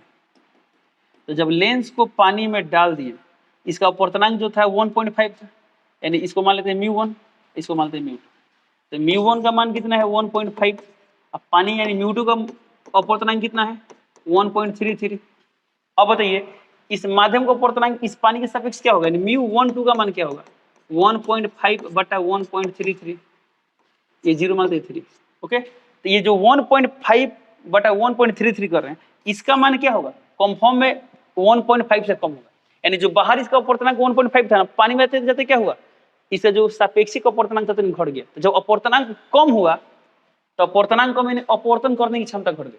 तो जो किरण को अपवर्तन यहाँ पर किया था ना, अब ये पानी में आया तो दूर करेगा, दूर करेगा, यानी कम मोड़ेगा। तो कम मोड़ा तो यानी फोकस दूरी बढ़ गया, और जब फोकस दूरी बढ़ा तो क्षमता क्या हुआ, घट गया। कि देखिए तो जब फोकस दूरी बढ़े तो क्षमता क्या होगा, घटेगा। यानी जब उत्तल लेंस को पानी में डालेंगे तो उसकी क्षमता क्या हो जाएगी, घट जाएगी। तो घटेगी, ऑप्शन नंबर क्या होगा, ऑप्शन नंबर बी। ओके, चलिए थोड़ा फॉर्मूला से एनालाइज करते हैं, सिंपल सी बात। तो हम लोग पढ़े थे लोग फॉर्मूला 1/f इक्वल टू क्या होता है, mu minus 1 into 1/r1 minus 1/r2। Okay, ये म्यू क्या होता है, तो म्यू होता है लेंस का अपवर्तनांक, किसके सापेक्ष, उस लेंस को जिस माध्यम में रखें उसके सापेक्ष। ओके, जब हवा में था तो म्यू का मान क्या था, 1.5 था, क्योंकि हवा के सापेक्ष लेंस का अपवर्तनांक कितना था, 1.5 था। अब 1.5 माइनस 1 क्या है, 0.5 है। क्या आप इसको डायरेक्टली ऐसे सोचिए ना, ये 1.5 था। तो अब बताइए जब म्यू का मान बढ़ेगा तो फोकस दूरी क्या होगी, घटेगा। म्यू का मान बढ़ेगा तो फोकस दूरी घटेगा, और जब म्यू का मान घटेगा तो फोकस दूरी क्या होगा, बढ़ेगा। और जैसे ही इस लेंस को हम पानी में लगाए तो पानी के सापेक्ष लेंस का अपवर्तनांक क्या हुआ, 1.5 से कम हो गया। कितना गया, 1.5 बटा 1.33 आ गया। तो इसका मान क्या है, 1.5 से कम है ना। तो जब म्यू का मान घटा तो फोकस दूरी बढ़ा, और जब फोकस दूरी बढ़ा तो पावर क्या हुआ, घट गया। तो आप ऐसे भी सोच सकते हैं, पावर क्या हो जाएगा, घट जाएगा। ओके, चलिए अगला क्वेश्चन देखते हैं। μ1 अपवर्तनांक वाले पदार्थ से बना एक द्वि अवतल लेंस μ2 अपवर्तनांक वाले माध्यम में रखा गया है। ध्यान देंगे। जो द्वि अवतल लेंस है इसका अपर्तनांक कितना दिया है? इसका अपर्तनांक दिया है कितना, μ1। क्या दिया है? μ1। इसका अपर्तनांक दिया है μ1, μ1 दिया है, μ1 दिया है। अब बोल रहा है इसको कहाँ रखा गया? μ2। अब इसको एक माध्यम में रखे हैं, इस माध्यम का अपर्तनांक कितना दिया है? μ2 दिया है। कितना दिया है? μ2 दिया है। तो बोल रहा है कि लेंस सादा अपसारी होगा। यह क्या हमेशा अपसारी होगा? नहीं। यह अपसारी है कि अभिसारी है कि एक कांच आयताकार स्लेब की तरह व्यवहार करेगा, किस पर डिपेंड करता है? इस μ2 पर डिपेंड करता है। यदि μ2 का मान μ1 से अधिक हो गया तो इसका नेचर चेंज हो जाएगा। μ2 का मान μ1 से कम होगा तो जैसा था वैसा व्यवहार करेगा। अब बराबर हुआ तो क्या होगा? पता है, कांच की आयताकार स्लेब की तरह व्यवहार करेगा। देखते हैं, ऑप्शन ए दिया सादा अपसारी तो गलत है। बी दिया है अपसारी, यानी ये अपसारी है, अपसारी रहेगा यदि μ1 का मान μ2 से बड़ा हो। वाकई में यदि μ1 का मान μ2 से बड़ा होगा यानी इसका अपर्तनांक ज्यादा है, इसलिए क्या हो, जैसा था वैसा काम करेगा, यानी अपसारी है तो अपसारी रहेगा। यानी ऑप्शन नंबर बी क्या है? सही है। तो ऑप्शन नंबर क्या टिक करेंगे? बी टिक करेंगे। टिक करेंगे ऑप्शन नंबर बी। देख लेते हैं सी भी, वस्तु दूरी पर निर्भर करता है, नहीं। अपसारी यदि और यदि केवल μ1 बराबर μ2, जब μ1 μ2 बराबर होगा तो क्या है? अपसारी की तरह काम करेगा? नहीं करेगा। ये ऑप्शन गलत है। यानी ऑप्शन नंबर क्या होगा? बी। बी टिक कर देंगे। अगला सवाल देखते हैं। चलिए अगला क्वेश्चन दिया यहाँ पर, एक उत्तल लेंस को ऐसे द्रव में डुबाया जाता है जिसका अपर्तनांक लेंस के पदार्थ के अपर्तनांक के बराबर है। ध्यान देखिए, उत्तल लेंस को जिस द्रव में डाल रहे हैं ना, उस द्रव का अपर्तनांक लेंस का अपर्तनांक के बराबर है, तो लेंस की फोकस दूरी क्या होगी? तो लेंस की फोकस दूरी क्या होगी? अनंत हो जाएगी। क्यों अनंत हो जाएगा? जब अपर्तनांक सेम है तो कांच के आयताकार स्लेब की तरह काम करेगा, किरण को मोड़ेगा ही नहीं। जब नहीं मोड़ेगा तो हम क्या मान लेते हैं कि जाकर अनंत में मिलेगा, इसलिए इसका फोकस दूरी क्या हो जाएगा? अनंत हो जाएगा। इसमें क्या बोला गया? लेंस की फोकस दूरी क्या होगी? अनंत हो जाएगी। ऑप्शन नंबर क्या होगा? सी। जब फोकस दूरी अनंत होगी तो पावर क्या होगा? तो पी का फॉर्मूला तो 1/f, एफ का मान इन्फिनिटी, तो 1/इन्फिनिटी कितना है? 0 है। यानी पावर क्या हो जाएगा? 0 हो जाएगा। तो जानिए, जब किसी लेंस को उतना ही अपर्तनांक वाले माध्यम में डाल दे तो उसकी फोकस दूरी क्या होगी? अनंत होगी। क्षमता क्या हो जाएगी? शून्य हो जाएगी। क्षमता क्या हो जाएगी? शून्य हो जाएगी। तो 10 का ऑप्शन नंबर क्या होगा? सी होगा। अगला क्वेश्चन देखते हैं। अगला क्वेश्चन दिया है, जब किसी उत्तल लेंस जिसका अपर्तनांक 1.5 है और फोकस दूरी f है तो पानी में डुबाया जाता है तो उसकी फोकस दूरी क्या होगी? अभी कुछ देर पहले ऐसा डिस्कस किए थे लोग। अपर्तनांक 1.5 है, पानी में जब डुबाएंगे तो पानी का अपर्तनांक 1.33 है, तो इसका फोकस दूरी थोड़ा सा बढ़ता ही घटा था, फोकस दूरी बढ़ गया था। क्षमता घटा था, फोकस दूरी क्या होता? बढ़ गया था। अभी कुछ देर पहले इस सवाल को डिस्कस कर चुके हैं। इसे बोला फोकस दूरी पहले क्या था? f था, अब इसका मान क्या होगा? f से बड़ा होगा, f से छोटा होगा, तो ऑप्शन नंबर ए होगा। क्या होगा? f से बड़ा होगा। फोकस दूरी थोड़ा सा क्या हो जाएगा? बढ़ जाएगा। क्षमता क्या हो जाएगा? घट जाएगा। अगला क्वेश्चन है, जब श्वेत प्रकाश की किरण लेंस में प्रवेश करती है तो निम्नलिखित में किस में परिवर्तन होता है? श्वेत प्रकाश की किरण लेंस में प्रवेश करती है तो किस में बदलाव होता है? तो जब कोई प्रकाश की किरण जाती है ना, उसका वेग बदलता है, तरंगदैर्ध्य बदलता है, आवृत्ति चेंज नहीं होता है। तो ऑप्शन नंबर दिया, इसमें बोला है किस में परिवर्तन होता है, तो ऑप्शन नंबर ए दिया वेग और तरंगदैर्ध्य, बी दिया है तरंगदैर्ध्य, सी दिया है वेग, डी दिया है आवृत्ति। आवृत्ति में बदलाव नहीं होता है। इसमें बोला किस में बदलाव होता है, तो वेग और तरंगदैर्ध्य दोनों में बदलाव होता है। इसे ऑप्शन नंबर टिक करेंगे? ए टिक करेंगे। टिक करेंगे? ए टिक करेंगे। ओके चलिए अगला क्वेश्चन दिया है, f1 और f2 फोकस दूरी के दो पतले लेंस एक दूसरे के संपर्क में रखे हुए हैं। यह संयोजन एक ऐसे पतले लेंस जैसा व्यवहार करे, इसकी फोकस दूरी क्या होगी? ओके, यानी मान लीजिए 2 लेंस है, मान लीजिए चलिए कोई भी 2 लेंस है, उत्तल या अवतल कोई भी लेंस, इसका फोकस दूरी दिया f1, इसका दिया f2। अब दोनों एक दूसरे से क्या है? संपर्क में रखे गए हैं, तो संयोजन की फोकस दूरी निकालना। तो हम लोग एक बात पढ़े थे लोग, मान लीजिए इस लेंस का पावर दिया है P1, इसका दिया है P2, तो संयोजित लेंस का पावर क्या होगा? तो P = होगा P1 + P2। देखो हमको निकालना है संयोजित लेंस की फोकस दूरी, तो P का फॉर्मूला क्या होता है? 1/f, तो 1/f = क्या आएगा? 1/f1 + 1/f2। हमको निकालना है f का मान, तो 1/f = क्या ले सकते हैं? इसका एलसीएम कितना आएगा? f1 f2, और यहाँ पे कितना आ जाएगा? f2 + f1। f2 + f1 हमें किसका मान चाहिए? f का मान चाहिए, तो इसको उल्टा करेंगे तो ये आ जाएगा f, अब बराबर इसको उल्टा करेंगे तो क्या आएगा? ये ऊपर आ जाएगा, नहीं f1 f2, अब बट्टा में f2 + f1 लिखे, ये f1 + f2 लिखे, बात क्या है? एक ही है, ये वाला होगा। तो संयोजित लेंस की फोकस दूरी क्या होगा? f1 f2 बटा f1 + f2। यानी ऑप्शन नंबर क्या होगा? बी। बी टिक करेंगे। टिक करेंगे ऑप्शन नंबर बी टिक करेंगे। ये जस्ट लाइक कैसे काम कर रहा है पता है? तो याद कीजिए 1/r = 1/r1 + 1/r2 पढ़े होंगे, यानी प्रतिरोधकों का समांतर क्रम संयोजन में आप लोग ऐसा कुछ देखे होंगे। ठीक है, तो उसमें दो पढ़े तो ना, दो वाले के लिए क्या होता है? मल्टीप्लाई करते हैं फिर बटा में ऐड करते हैं, तो यहाँ पर देखिए मल्टीप्लाई हुआ है और बटा में ऐड हुआ है। ठीक है, आप वैसे इसको याद कर सकते हैं, हालांकि याद क्या करना है आपको, ऐसे निकालने आना चाहिए। अगला क्वेश्चन दिया है, दो डाइऑप्टर और दो डाइऑप्टर और -3.5 डाइऑप्टर के दो लेंस संपर्क में रखे गए हैं, संयोग की क्षमता क्या होगी? एकदम सिंपल है, P1 का मान दिया है 2 डाइऑप्टर, P2 का मान दिया है -3.5 डाइऑप्टर, संयोग की क्षमता निकालना है, P निकालना है, तो P का फॉर्मूला क्या होता है? P1 + P2। P1 का मान दिया है 2 और P2 का मान है -3.5, तो कितना आएगा? ये आ जाएगा कितना? -1.5 डाइऑप्टर।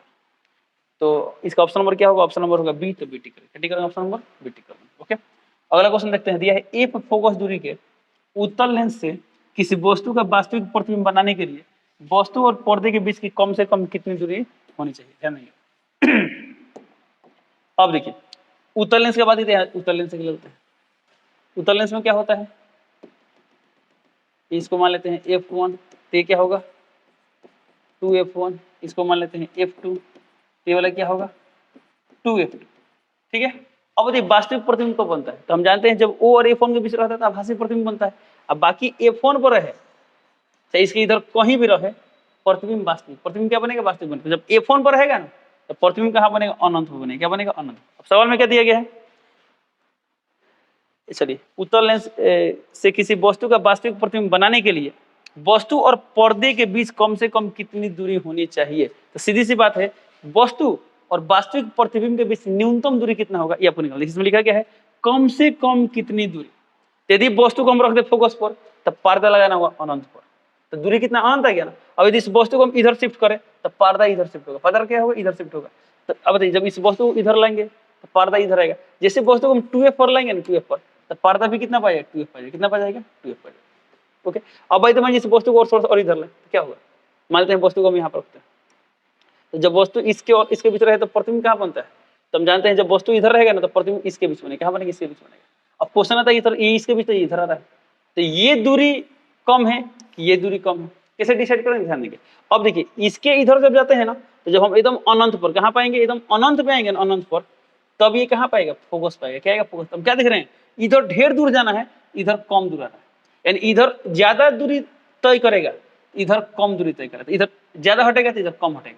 तो इसका मतलब क्या होगा? ये सब दूरी क्या होगा? ज्यादा हो जाएगा, ये दूरी कम होगा। तो इसका मतलब क्या होगा? जब वस्तु को हम 2f1 पर रखेंगे ना तो प्रतिबिंब कहाँ बने? 2f2 पर बनेगा। और यही वस्तु और वास्तविक प्रतिबिंब के बीच की न्यूनतम दूरी है, जो कि यहाँ से लेकर यहाँ तक। तो ये कितना होगा?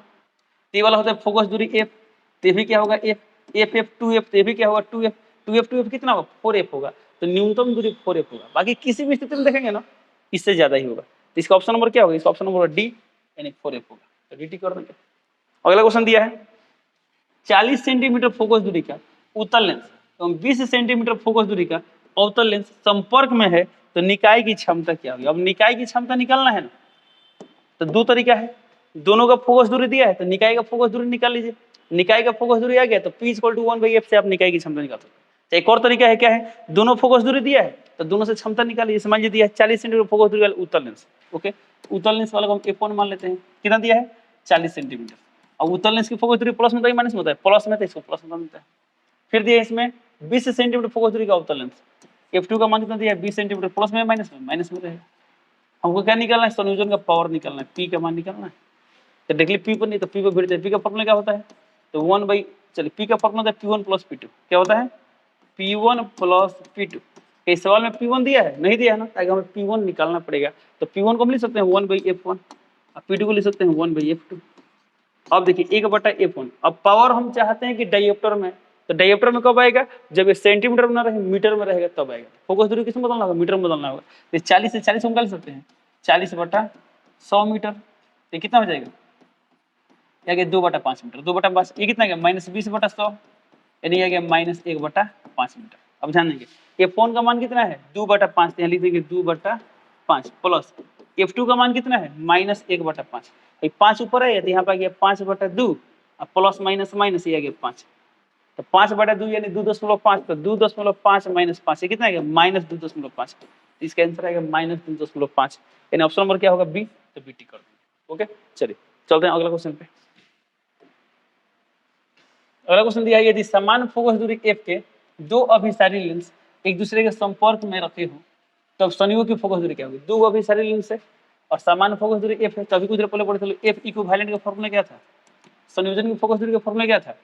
f1 × f2 f1 + F2। अब बोला गया समान फोकस दूरी F के दो अभिसारी लेंस है, तो यानी इसका F1 का मान दिया, F2 का भी मान क्या होगा, F होगा। तो यह क्या होगा, F1 प्लस F2 यानी F प्लस F आ गया। तो कितना आ गया, F और F square, F plus F कितना आ गया, 2F आ गया। तो F से स्क्वायर गया कितना आ गया, F/2। F/2 यानी ऑप्शन नंबर क्या होगा, ऑप्शन नंबर सी। सी टिक कर देंगे, टिक करेंगे, ऑप्शन नंबर सी टिक कर देंगे। अगला सवाल देखते हैं। अगला सवाल दिया यहाँ पर, दो उत्तल लेंस एक दूसरे के संपर्क में है, समतुल्य लेंस क्या हो, जब दोनों उत्तल लेंस है ना, तो उत्तल लेंस के संयोजन से कौन सा लेंस मिलेगा, उत्तल लेंस से मिलेगा। इन ऑप्शन नंबर क्या होगा, ए। तो ए टिक कर देंगे। दो लेंस की क्षमता है -15 डियोप्टर प्लस 5 डियोप्टर है, संयुक्त करने पर संयोजन की फोकस दूरी क्या होगी। अच्छा बताइए, एक क्षमता -15 डियोप्टर, दूसरा है +5 डियोप्टर, तो संयोजन की क्षमता कितना आएगा, -10 डियोप्टर। तो P का मान आ गया -10 डियोप्टर, तो हमको निकालना है F का मान। तो P बराबर क्या होता है, 1/F। P का मान दिया -10, तो 1/F। तो F का मान कितना आएगा, 1/-10। अब ये फोकस दूरी किसमें आएगा, मीटर में। क्यों आएगा मीटर में, क्योंकि पावर था डायप्टर में, इसलिए फोकस किसमें आएगा, मीटर में आएगा। ऑप्शन सब दिया सेंटीमीटर में, इसको सेंटीमीटर में बदलते हैं। तो 1 - 1/10 गुणे कितना कर देंगे, 100 सेंटीमीटर। कितना गया, 10 सेंटीमीटर। यानी ऑप्शन नंबर, एक मिनट, -10 आ रहा है, ऑप्शन नंबर क्या होगा, बी। तो बी टिक कर देंगे, क्या टिक कर रहा है, ऑप्शन नंबर बी टिक कर देंगे। ओके चलिए,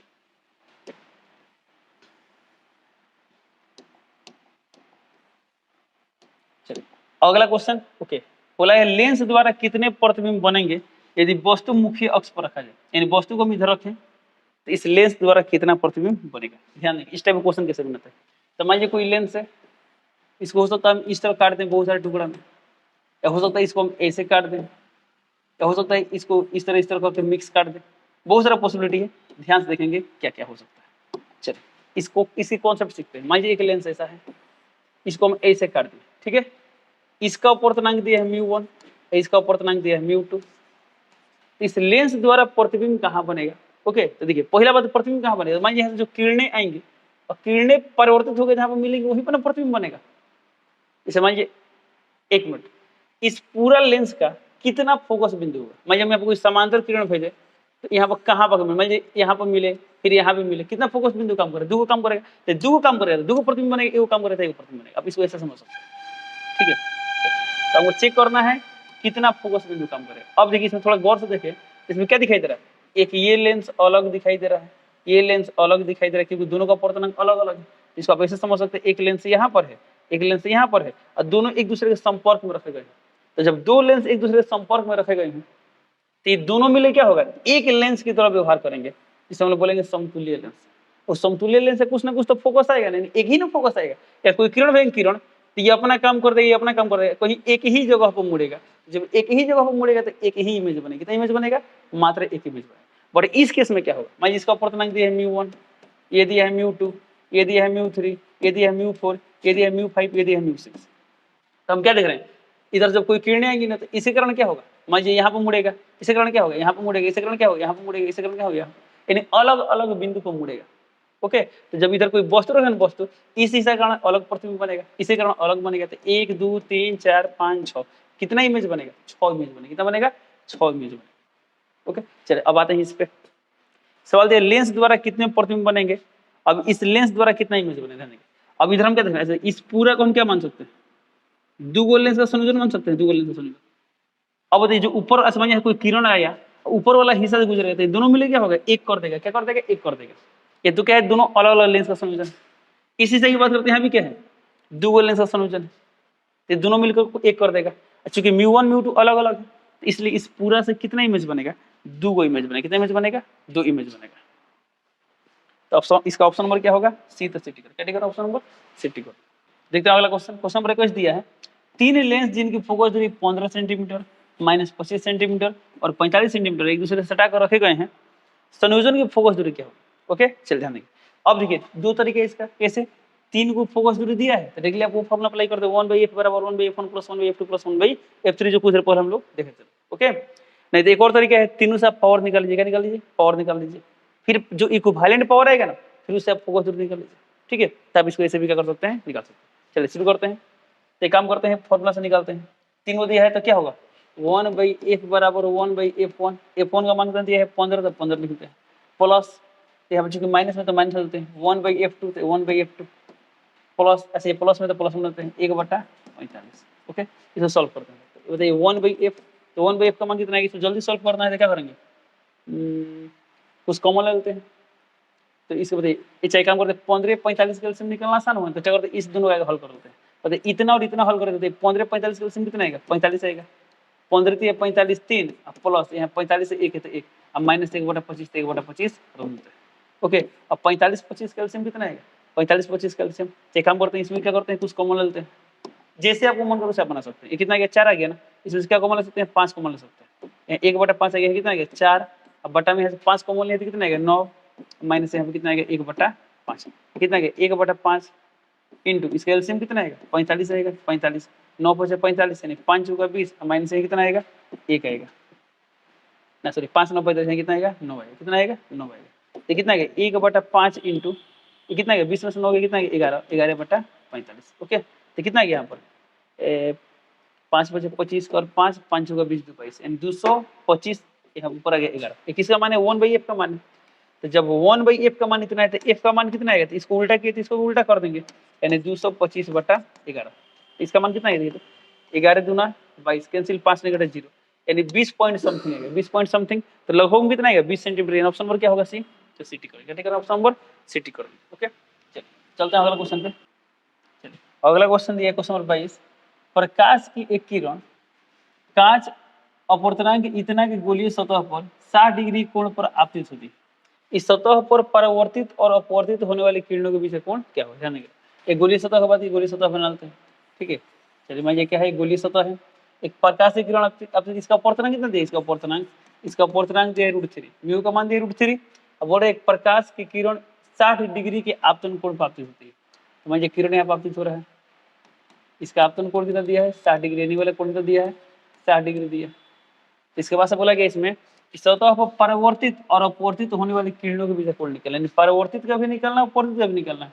तो इधर होगा जो परावर्तित किरण होगा और इधर जो है वो क्या होगा अपवर्तित किरण होगा, ठीक है। तो ये वाला कोण निकालना है, इन परावर्तित और अपवर्तित के बीच कोण निकालना है। और सोचिए कोण कब निकल पाएगा, जब ये तो दिया 60 डिग्री, तो ये भी कितना आएगा, ये कोण होगा 60 डिग्री कंफर्म है। तो यदि हमको ये वाला कोण पता लग जाए, तो ये वाला कोण कौन सा है, ये है अपवर्तन कोण, इसे हम आर मान लेते हैं, ठीक है। तो ये 60 डिग्री तो भी 60 होगा। यदि हमको इस आर का मान पता लग जाए तो हम जानते हैं सीधा रेखा पर कोणों 180 होता है। तो जब ये आर पता होगा तो सवाल आसानी से बन जाएगा। तो कैसे बनेगा, अब देखिए इसमें आई का मान दिया है, आर निकलना है और अपवर्तनांक दिया है। तो किस फॉर्मूला में अपवर्तनांक आई और आर तीनों रहता है, तो स्नेल के नियम रहता है। स्नेल का नियम क्या होता है, म्यू इक्वल टू साइन आई बटा साइन आर। म्यू का मान कितना दिया है √3, साइन आई का मान कितना दिया है 60 डिग्री, तो 60 डिग्री आर, यदि आर का मान पता लगे सवाल बन जाएगा। तो यहाँ आर निकालते हैं, लिख देंगे साइन आर, √3 है तो √3, साइन 60 का मान √3/2, √3/2 एक नंबर यहाँ पर सॉल्व करते हैं, थोड़ा सा और ऊपर करते हैं। अब देखिए यहाँ पर कितना, ये √3 है तो √3, साइन 60 का मान √3/2, यहाँ पर आर है तो साइन आर।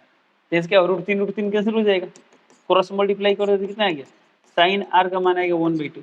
साइन कितना का मान 1/2 होता है, 30 डिग्री का होता है, आर का मान कितना आ गया 30 डिग्री। अब देखिए जब इसका मान आ गया 30 डिग्री, तो सीधा रेखा पर कोणों का क्षेत्रफल कितना होता है 180 होता है। तो ये वाला दिया 60, ये दिया 30, तो 60 30 90, तो ये भी कितना आ जाएगा, ये भी आ जाएगा 90 डिग्री। कितना आ जाएगा 90 डिग्री। तो इसका आंसर क्या होगा, इसका आंसर होगा ऑप्शन नंबर डी, तो डी टिक कर देंगे। ओके चलते अगला क्वेश्चन पे।